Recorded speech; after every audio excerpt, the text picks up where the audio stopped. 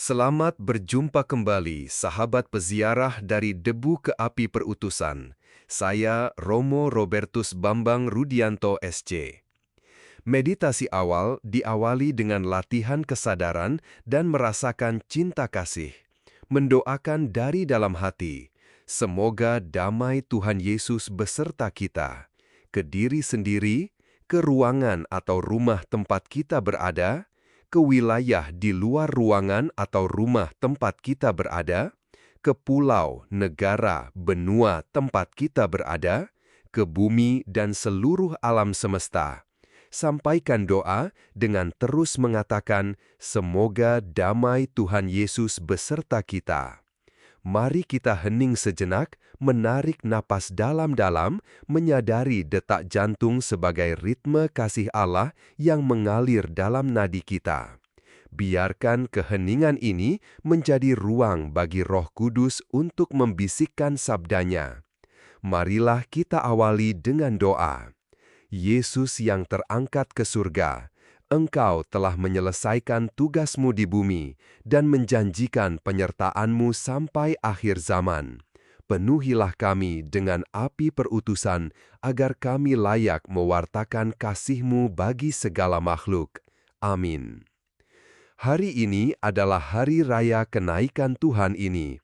Mari kita masuk sejenak ke dalam keheningan. Tarik napas pelan dan sadari, Tuhan yang naik ke surga bukanlah Tuhan yang pergi menjauh, melainkan Tuhan yang membawa seluruh hidup kita ke dalam kemuliaan Bapa. Mari kita siapkan hati untuk mendengarkan sabdanya, sebab sabda Tuhan adalah fondasi utama hidup kita. Di hari raya ini, sabda bukan sekadar bacaan liturgis. Sabda adalah undangan untuk percaya bahwa hidup kita pun sedang diarahkan menuju Allah. Bacaan pertama dari Kisah Para Rasul menampilkan momen yang sangat penting.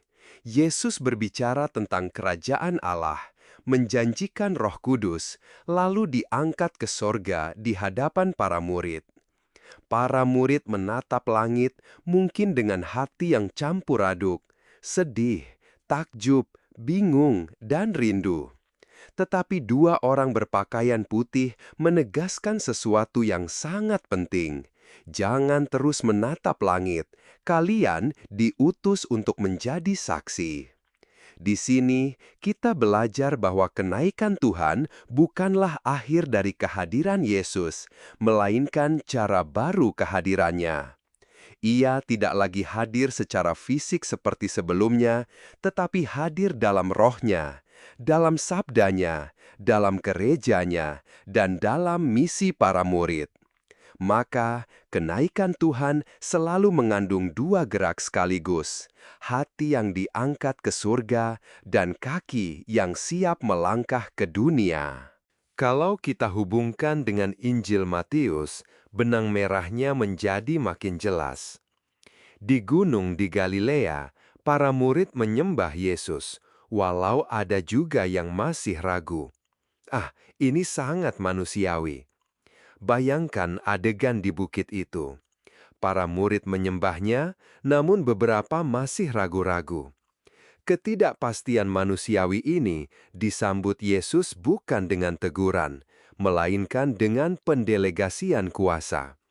Ia berkata, "Kepadaku telah diberikan segala kuasa di sorga dan di bumi.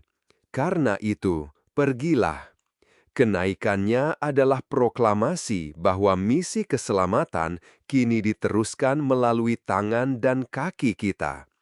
Kita tidak lagi dipanggil untuk sekadar menatap awan-awan, tetapi untuk menatap wajah-wajah di sekitar kita. Di tengah dunia modern yang seringkali terasa profan dan terfragmentasi, kenaikan mengajak kita untuk memulihkan harmoni di rumah kita bersama. Iman Kristen bukanlah iman yang betah di puncak kenyamanan spiritual, melainkan iman yang berani turun ke lembah-lembah kehidupan untuk mewartakan kasih bagi segala makhluk. Iman tidak selalu lahir dari kepastian yang sempurna. Kadang kita datang kepada Tuhan dengan hati yang campur aduk, dengan iman yang rapuh, dengan pertanyaan yang belum selesai. Tetapi Yesus tidak menolak mereka. Ia justru memberi perutusan, "Pergilah, jadikanlah semua bangsa murid-Ku." Perhatikan saudara-saudari, sebelum mengutus, Yesus menyatakan otoritasnya. Segala kuasa di surga dan di bumi telah diberikan kepadaku. Artinya, misi gereja bukan bersumber dari kekuatan manusia, melainkan dari kuasa Kristus yang telah dimuliakan. Kita tidak berjalan dengan andalan diri sendiri. Kita berjalan di bawah naungan Dia yang telah bangkit, yang telah naik ke sorga, dan yang tetap menyertai sampai akhir zaman. Dari sini kita masuk ke Mazmur tanggapan. Allah naik diiringi sorak-sorai, Tuhan mengangkasa diiringi bunyi sangkakala. Mazmur ini penuh sukacita. Kenaitan Tuhan bukan suasana kehilangan, melainkan liturgi kemenangan. Umat bersorak karena Allah memerintah sebagai Raja atas segala bangsa. Namun, mari kita jujur, tidak mudah bersorak kalau hidup sedang berat. Ada yang sedang letih oleh pekerjaan, ada yang sedang bergumul dalam keluarga, ada yang merasa doanya kering. Tetapi Mazmur ini mengajar kita bahwa pujian bukanlah reaksi terhadap suasana hati, melainkan tindakan iman. Kita memuji Tuhan bukan karena semuanya selesai, melainkan karena Dia sudah naik mulia dan memerintah dengan kasih. Dengan kata lain, sorak-sorai iman muncul ketika kita percaya bahwa sejarah tidak dikuasai kekacauan, melainkan tangan Allah. Dan sekarang, bacaan dari surat kepada umat di Efesus membawa kita lebih dalam lagi. Paulus berdoa agar mata hati kita diterangi, supaya kita mengerti harapan panggilan kita. Ini sangat penting. Kita sering lebih mudah melihat masalah daripada melihat panggilan. Kita lebih cepat menghitung kekurangan daripada menghitung rahmat. Maka, Paulus mendoakan agar Tuhan sendiri membuka mata batin kita. Lalu, Paulus menegaskan bahwa Kristus duduk di sebelah kanan Bapa, jauh mengatasi segala pemerintah, kuasa, kekuatan, dan kekuasaan. Ini bukan bahasa politik biasa, ini bahasa iman. Artinya, tidak ada kuasa gelap, tidak ada kekuatan duniawi, tidak ada ketakutan batin yang lebih besar daripada Kristus yang dimuliakan. Dan lebih indah lagi, Kristus adalah kepala gereja, tubuhnya. Jadi, gereja hidup bukan karena strategi semata, tetapi karena hidup Kristus sendiri mengalir di dalamnya. Saudara-saudari, di sini saya ingin mengajak kita melihat 3 jendela rohani. Jendela pertama adalah jendela Ignasian. Bagaimana kita menata batin? Kenaikan Tuhan menolong kita belajar lepas dari keterikatan yang tidak teratur. Para murid sempat menatap ke langit terlalu lama, seakan-akan mereka ingin mempertahankan cara kehadiran Yesus yang lama. Tetapi Tuhan mengarahkan mereka pada kebebasan yang baru. Jangan terpaku pada yang sudah lewat. Jangan terjebak pada rasa aman yang lama. Dalam terang Ignatius, kita diajak membedakan mana yang mengantar kita kepada Tuhan dan mana yang justru membuat kita mandek. Apakah saya sungguh mencari yang lebih besar demi kemuliaan Allah, atau saya hanya mencari kenyamanan rohani? Jendela kedua adalah jendela Fransiskan. Kenaikan Tuhan bukan berarti Yesus meninggalkan dunia ciptaan. Justru, dunia ini semakin jelas sebagai tempat rahmat Allah bekerja. Kristus yang mulia memimpin seluruh ciptaan menuju kepenuhannya. Maka, kita dipanggil merawat bumi, menghormati sesama, dan hidup dalam persaudaraan. Kalau Tuhan adalah Raja atas segala bangsa, maka tak ada manusia yang boleh kita anggap asing. Tak ada ciptaan yang boleh kita perlakukan seenaknya. Disinilah semangat Fransiskus Assisi menjadi sangat relevan.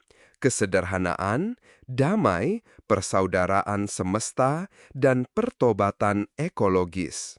Kenaikan Tuhan menegaskan bahwa hidup kita bukan hanya soal menyelamatkan diri sendiri, tetapi ikut menghadirkan damai Kristus bagi seluruh rumah bersama. Jendela ketiga adalah jendela I Thirst, spiritualitas Santa Teresa dari Kalkuta. Yesus yang naik ke surga adalah Yesus yang dulu berseru, "Aku haus." Dahaganya adalah dahaga akan kasih, akan jiwa-jiwa, akan manusia yang mau datang kepadanya. Dan sekarang, setelah ia dimuliakan, dahaga itu belum selesai. Ia masih haus dalam diri orang miskin, orang terluka, orang kesepian, orang yang ditolak. Maka kenaikan Tuhan tidak membuat kita menjauh dari penderitaan.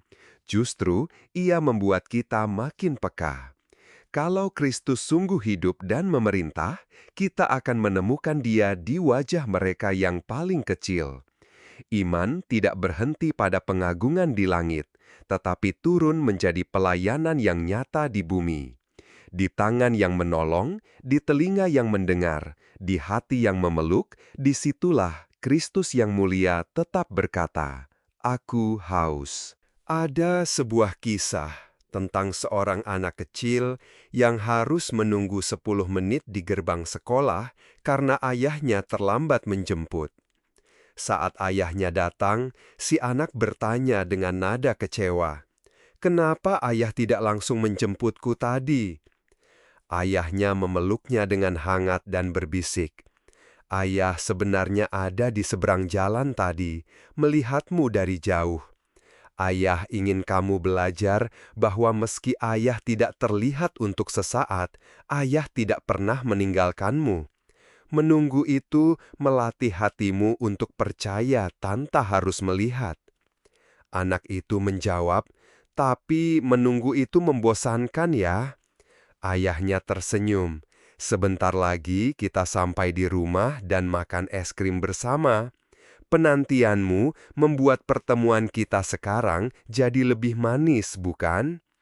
Kisah ini mengingatkan kita bahwa dalam penantian doa yang belum terjawab, atau dalam rasa sepi karena kehadiran Tuhan yang tidak terasa secara fisik, Ia sebenarnya sedang menatap kita dengan penuh kasih dari seberang jalan kehidupan kita.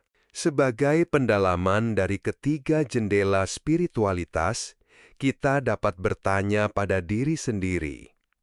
Dari perspektif Ignatian, langkah konkret apa yang akan kuambil hari ini sebagai utusan Kristus untuk menata hidupku agar lebih selaras dengan kehendak-Nya? Dalam perspektif Fransiskan, bagaimana aku akan menghadirkan kasih Kristus dalam setiap interaksi sosialku, bahkan yang paling profan sekalipun, untuk merawat bumi sebagai rumah kita bersama? Dan dalam semangat I Thirst, kepada siapa aku merasa diutus secara khusus untuk membawa harapan Tuhan hari ini, terutama bagi mereka yang merasa tak dicintai? Pertanyaan-pertanyaan ini sederhana, tetapi justru di sana letak pertobatan. Kenaikan Tuhan bukan hanya untuk direnungkan, tetapi untuk dihidupi. Mari kita menelusuri kembali renungan dari seluruh sabda hari ini. Kisah para rasul mengajak kita menjadi saksi. Mazmur mengajak kita bersukacita karena Allah meraja. Efesus membuka mata hati kita agar melihat harapan dan kuasa Kristus. Dan Injil Matius menegaskan perutusan serta penyertaan Tuhan sampai akhir zaman. Keempat bacaan ini saling menguatkan.